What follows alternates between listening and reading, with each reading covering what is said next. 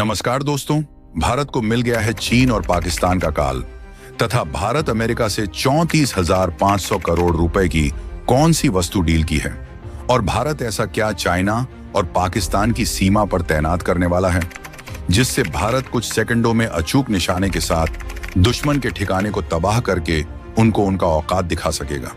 तथा कौन है डॉक्टर विवेक लाल जिन्होंने भारत को 31 खतरनाक प्रीडेटर ड्रोन अमेरिका से दिलाए। ये कोई मामूली ड्रोन नहीं है, ये वही ड्रोन है जिससे अमेरिका ने ईरानी सेना के जनरल कासिम सुलेमानी को मार गिराया था।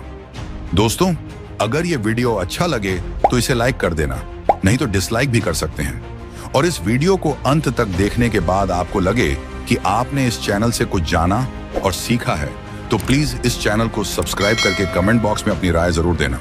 दोस्तों, भारत को अमेरिका से MQ-9B यानी प्रीडेटर ड्रोन मिलने का रास्ता साफ हो गया है। दोनों देशों की सरकारों ने 34,500 करोड़ रुपए की डील पर साइन कर दिए हैं। ये ड्रोन अमेरिका की कंपनी जनरल एटॉमिक्स ने बनाए हैं। डील के तहत भारत में इनके रखरखाव, मरम्मत और ओवरहॉल सुविधा की स्थापना भी की जाएगी। डील के तहत भारत को कुल 31 ड्रोन मिलेंगे, जिसमें से 15 ड्रोन भारतीय नौसेना को दिए जाएंगे, जबकि वायुसेना और सेना को 8-8 ड्रोन मिलेंगे। जनरल एटॉमिक्स ने इसके कल पुर्जे बनाने के लिए भारत फोर्स के साथ हाथ मिलाया है। इस ड्रोन का इस्तेमाल चीन और पाकिस्तान से लगी सीमा में दुश्मन की गतिविधियों पर नजर रखने के लिए किया जा सकता है। इस डील को संभव बनाने में जनरल एटॉमिक्स ग्लोबल कॉरपोरेशन के डॉक्टर विवेक लाल ने अहम भूमिका निभाई है। जानिए कौन है डॉक्टर विवेक लाल। भारतीय मूल के विवेक लाल का जन्म इंडोनेशिया की राजधानी जकार्ता में हुआ था। फ्रेंच, जर्मन और स्वाहिली समेत 5 भाषाओं में पारंगत विवेक लाल का भारत के साथ गहरा जुड़ाव रहा है। उनका यह स्ट्रॉन्ग कनेक्शन भारत के लिए बहुत मददगार साबित हुआ है। अमेरिका में कंसास प्रांत की विचिता स्टेट यूनिवर्सिटी से एरोस्पेस इंजीनियरिंग में PhD करने के बाद उन्होंने बोइंग, रेथियन और लॉकहीड मार्टिन जैसी बड़ी रक्षा कंपनियों के साथ अहम पदों पर काम किया। वह बोइंग की इंडिया यूनिट के भी हेड रह चुके हैं। इतना ही नहीं, वह देश की सबसे बड़ी कंपनी रिलायंस इंडस्ट्रीज के साथ भी काम कर चुके हैं तथा जून 2020 में उन्होंने जनरल एटॉमिक्स की कमान संभाली। इसके बाद वह लॉकहीड मार्टिन एरोनॉटिक्स में स्ट्रेटजी और बिजनेस डेवलपमेंट के वाइस प्रेसिडेंट रहे। फिर उन्हें अमेरिका की सरकार ने फेडरल एडवाइजरी कमेटी में अहम सलाहकार नियुक्त किया। विवेक लाल 2 साल तक वॉशिंगटन DC के ट्रांसपोर्टेशन डिपार्टमेंट में रहे और इस तरह उन्हें अमेरिका के साथ साथ ग्लोबल लेवल पर एविएशन पॉलिसी को प्रभावित करने का मौका मिला। उनकी ही कोशिशों का फल रहा कि भारतीय नौसेना को अमेरिका से एंटी सबमरीन हेलीकॉप्टर्स हासिल हुए। अमेरिका के राष्ट्रपति जो बाइडेन ने अक्टूबर 2022 में लाल को लाइफ टाइम अचीवमेंट अवार्ड से सम्मानित किया था तथा विवेक लाल ने भारत अमेरिका के बीच हुए कई रक्षा सौदों में अहम भूमिका निभाई है। इन रक्षा सौदों में transport aircraft C-17 Globemaster की डील, P-81 anti marine warfare aircraft और हार्पून मिसाइल सौदे शामिल हैं। जनरल एटॉमिक्स पहले से ही दोनों सरकारों के साथ मिलकर भारत को डिफेंस सेक्टर में टेक्नोलॉजी सपोर्ट मुहैया कराने की दिशा में काम कर रही है। साथ ही उसने भारत की रक्षा क्षमताओं को बढ़ाने और रक्षा जरूरतों को पूरा करने के लिए कुछ देसी कंपनियों से भी पार्टनरशिप की है। दोस्तों, MQ-9B ड्रोन ही एक वर्जन है। यह ड्रोन हवा में लगातार 36 घंटे तक उड़ान भर सकता है। यह 50,000 फीट की ऊंचाई पर 3,000 किलोमीटर तक सफर कर सकता है। यह ड्रोन किसी भी एडवांस्ड फाइटर जेट से कम नहीं है। इस पर खतरनाक मिसाइलें फिट हो सकती हैं।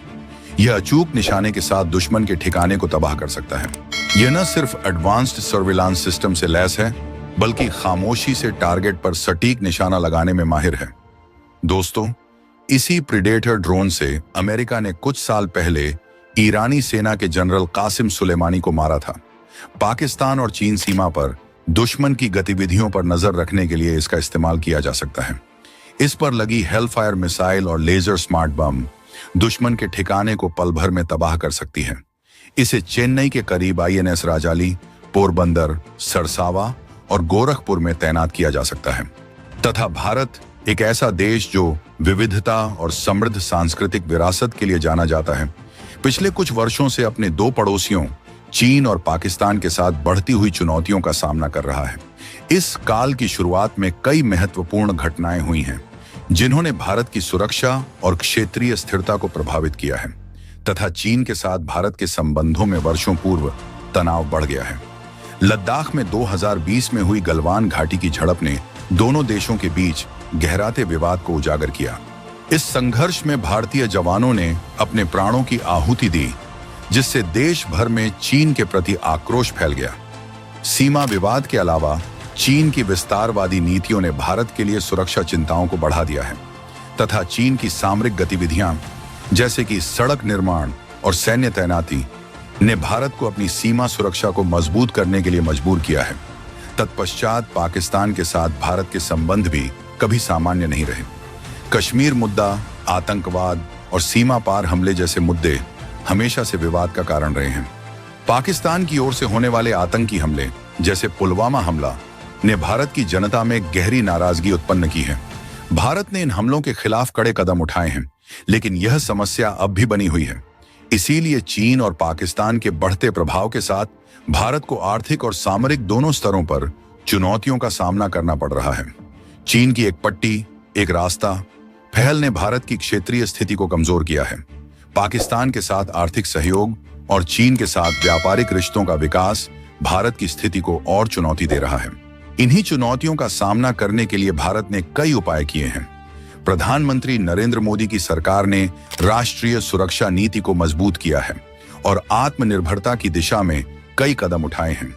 आत्मनिर्भर भारत अभियान भारत के रक्षा उत्पादन में वृद्धि और अंतर्राष्ट्रीय सहयोग को बढ़ावा देना ऐसे उपाय हैं जो भारत की स्थिति को मजबूती प्रदान कर रहे हैं। दोस्तों, भारत को चीन और पाकिस्तान के साथ जो काल सामना करना पड़ रहा है, वह केवल सैन्य या राजनीतिक नहीं बल्कि एक सामाजिक चुनौती भी है। इस समय भारत के लिए एकता, संयम और रणनीतिक सोच का होना अत्यंत आवश्यक है।